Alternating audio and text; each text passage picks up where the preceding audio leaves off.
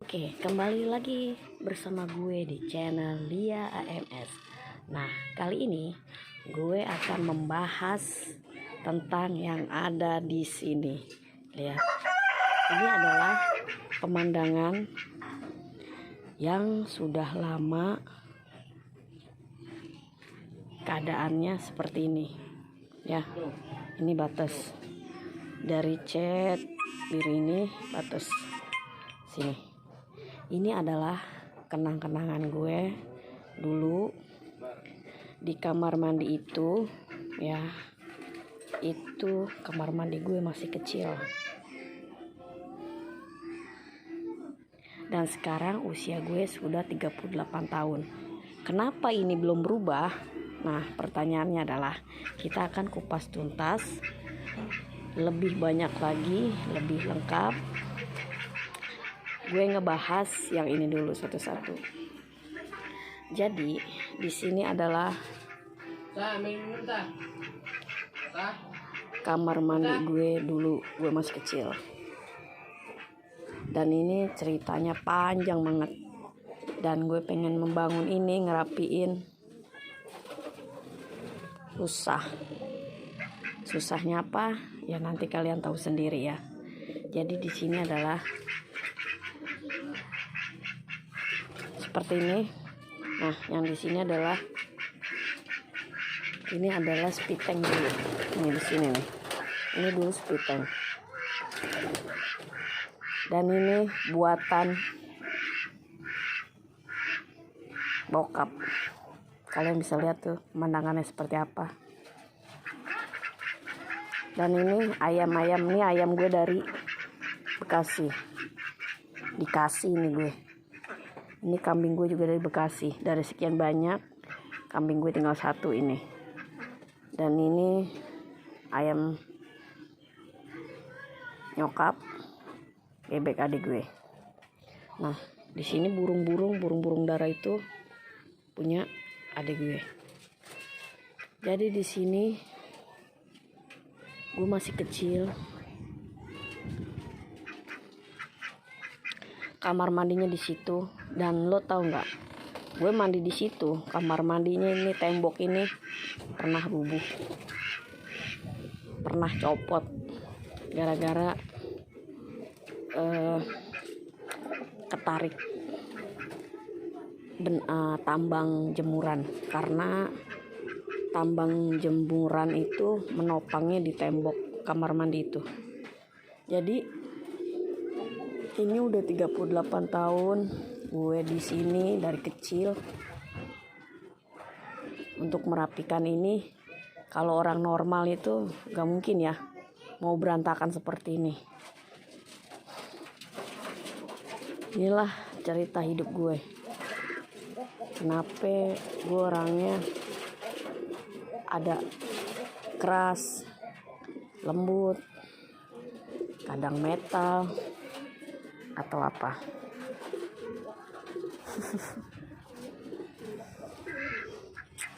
Nah, lo mau lihat kondisi kamar mandi gue kayak apa? Lo tahu nggak? Ini kamar mandi udah kayak gini bentuknya, tapi begini bentuknya kalau orang normal. Ini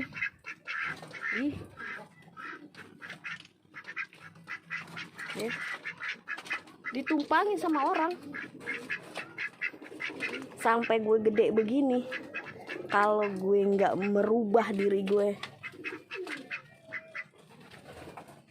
mungkin gue akan terpuruk.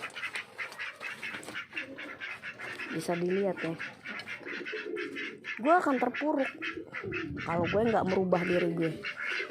Tapi apa yang gue lakukan, kadang-kadang burung ada gue.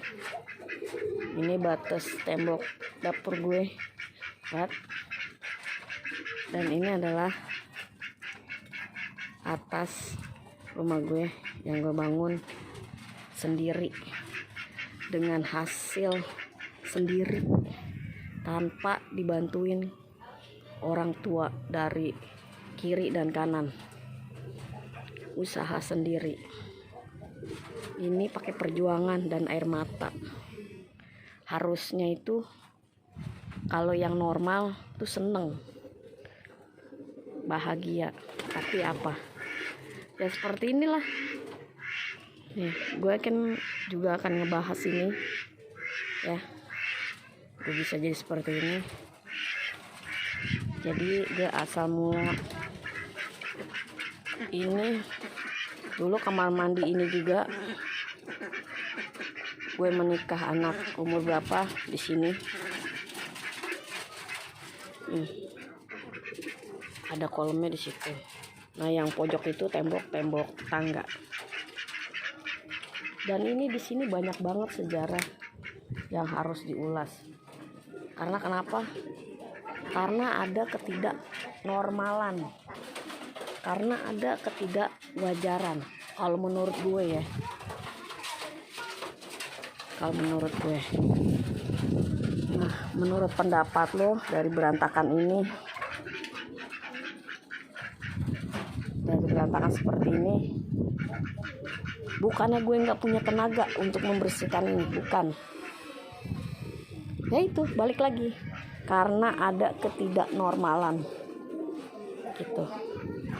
Bukan gue juga nggak mampu untuk membersihkan, membereskan ini supaya jadi rapih, bersih, dan gue nggak dikomplain sama warga atau pihak dari kelurahan soal jentik nyamuk atau unggas, gitu ya. Bukan gue yang nggak mampu, tapi karena ada ketidaknormalan. Dan itu akan kita kupas nanti. Nah ini batasnya ya, dari batas chat gue dari sini. Oke, ini informasi dari gue. Inilah sejarah hidup gue sampai detik ini. Gue bisa tersenyum, gue bisa bahagia, kadang gue bisa terluka kalau ingat memori-memori yang menyakitkan. Tapi satu hal yang gue punya semangat yang luar biasa. Dan gue juga punya teman-teman yang sayang sama gue, yang ada perhatian, yang di luar sono banyak cinta. Dan gue membutuhkan itu. Gue yang membutuhkan tuh yang damai, yang tenang, yang bahagia. Itu yang gue butuhin. Karena umur berjalan men. Kalau nyari masalah buat apaan, capek kita. Nah sampai sini kalian bisa ngeliat ya, bisa paham. Inilah cerita hidup saya. Dilanjut, ini dapur saya, ini motor saya kelebihan ya. Ini dapur saya, bangun sendiri, kamar mandi sendiri, atas bawah. Ini rumah depan saya ya. Ini juga akan bisa kita kupas tuntas. Ini ibu saya di sini, adik-adik saya, ada adik saya yang nomor di bawah saya. Di bawah saya berarti adik nomor 1, ada nomor 2, nomor 4, 5 ada di sini. 6, 7-nya. Kadang-kadang adik ke-6 tidur di rumah saya di atas karena dia nggak punya kamar. Karena di sini dari depan udah full penuh kotak-kotak. Yang ke-7 adik saya, dia ada di Cikarang. Dia pulang berapa minggu sekali atau berapa bulan sekali. Nah itu adik gue yang nomor 2. Nah, nanti kita akan kupas tuntas ya. Di sini penuh. Dan di sini juga nyokap gue di sini. Ya, di sini nyokap gue. Ini juga bisa kupas tuntas, bisa berdiri ini seperti ini. Ini dulunya gimana? Nanti kita kupas tuntas ya. Kita kupas satu-satu. Nah, telah di dalam keadaan yang di dalam. Ada nyokap gue, adek gue yang nomor 5, ini adek gue yang nomor 6. Nah, oke. Nanti kita akan kupas tuntas ya. Kita akan bahas. Nah, di sini adek gue yang nomor 1 di bawah gue. Kita akan kupas juga satu-satu. Dan dia lagi asik dan gak sadar dengan apa yang gue rekam. Oke. Di sini adalah depan ya. Ini dulu ini kosong lapangan. Bisa seperti ini. Kita akan bahas tuntas. Ini adalah jalanan samping rumah gue, dan ke arah depan sana jalan raya. Di depan ada pos polisi, dan di tembok ini adalah pasar induk beras Cipinang. Oke, kita putar balik. Nah, di sana rumah gue. Dari sini tuh, dari cat kuning ini pokoknya ya, dari cat kuning terus panjang, ini tempat masuk rumah gue ya. Udah kealingan sama jemuran adik gue nih yang di bawah gue. Terus panjang sampai ini bak sampah gue juga nih punya cerita sendiri. Ini gerobak dulu jualan juga punya cerita juga, banyak ya cerita sampai sini. Hai. Nah.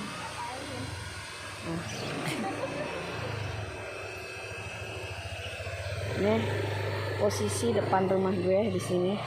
Ini adik-adik gue semuanya pada di situ. Ya, nampak depan. Dan itu bangunan baru di sebelahnya. Kenapa gue nya jadi kakak yang nomor 1, ingin sukses. Termotivasi karena ini. Nih, tapak depannya bisa dilihat. Ini masih bangunan lama. Temboknya atasnya tuh segitiganya masih lama. Saya usia udah 38 tahun. Bisa benerin cuma dikit-dikit.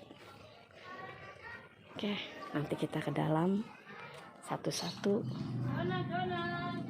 Ini kita satu-satu dulu. Oke.